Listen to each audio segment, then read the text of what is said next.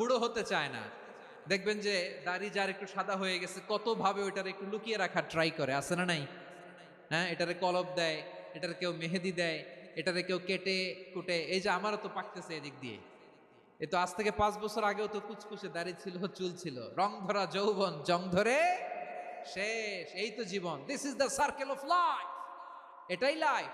এই যে পাকতেছে এইখানে, এইখানে পাকতেছে, this is life.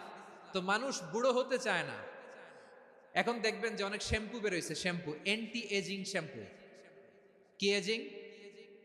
Anti ageing. Cream বের হয়েছে, ক্রিম অ্যান্টি এজিং ক্রিম।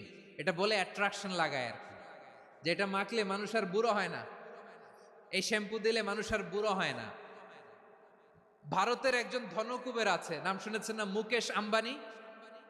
ওনার স্ত্রী নীতা আম্বানি, আমি একটা নিউজে দেখলাম যে তিনি গোল্ড ওয়াটার খেয়েছেন, 1 বোতল গোল্ড ওয়াটার